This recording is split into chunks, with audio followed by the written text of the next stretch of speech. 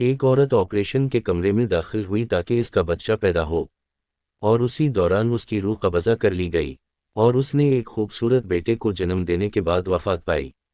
شوہر اپنی بیوی کے بچھڑنے سے بہت غمگین ہوا، اور اس نے بیٹے کو اپنی سالی کے حوالے کر دیا کیونکہ وہ خود مصروف تھا۔ 7 ماہ بعد اس آدمی نے دوسری شادی کر لی، اور اس نئی بیوی سے اس کے ایک بیٹا اور ایک بیٹی پیدا ہوئے۔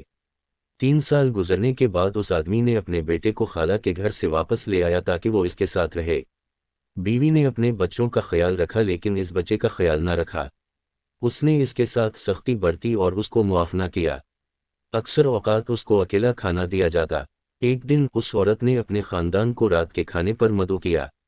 بچہ کھانے کی میز کے پاس آیا اور وہاں موجود کھانے اور مٹھائیوں کو دیکھ کر اس نے کچھ لینے کے لیے ہاتھ بڑھایا۔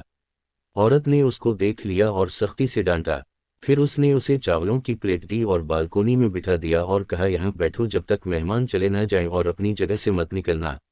بچہ جو ابھی 4 سال کا بھی نہیں ہوا تھا، سردی کے موسم میں بالکونی میں اکیلا بیٹھا کھانا کھا رہا تھا۔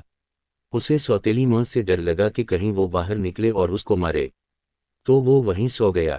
عورت کے رشتہ دار چلے گئے اور عورت نے اپنے بچوں کو لے کر سونے چلی گئی۔ شوہر دیر سے کام سے آیا، بیوی نے کہا کہ میں تمہارے لیے کھانا لاتی ہوں، اس نے کہا میں باہر کھا چکا ہوں۔ اس نے اپنے یتیم ماں بیٹے کے بارے میں پوچھا تو بیوی نے کہا وہ اپنے بستر پر سو رہا ہے اور بھول گئی کہ اس کو بالکونی میں بٹھایا تھا۔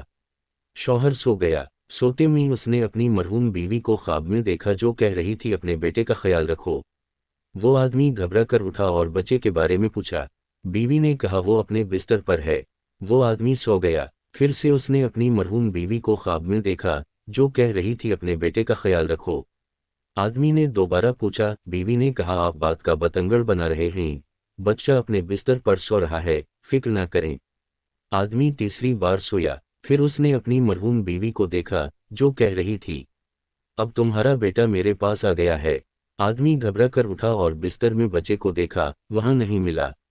پھر اس نے گھر کے ہر کونے میں اس کو تلاش کیا، نہیں ملا۔ اس نے بالکونی کا دروازہ کھولا تو دیکھا بچہ سردی سے کانپ رہا تھا۔ اس نے اپنے جسم کو لپیٹ رکھا تھا اور سر کو گھٹنوں میں چھپا رکھا تھا۔ بچہ زرد چہرے کے ساتھ بے حرکت تھا۔ باپ نے اس کو ہلایا تو معلوم ہوا کہ وہ انتقال کر چکا ہے۔ اس کے ہاتھ میں چاولوں کی پلیٹ تھی، کچھ کھا چکا تھا اور کچھ چھوڑ دیا تھا، کیونکہ وہ اس سے ملنے والا تھا جو اس پر رحم کرے گی۔ وہ اپنی ماں سے ملنے والا تھا۔ خدا کے واسطے اپنے بچوں اور دوسروں کے بچوں کے ساتھ رحم دلی سے پیش آئیں۔ تلخ _______۔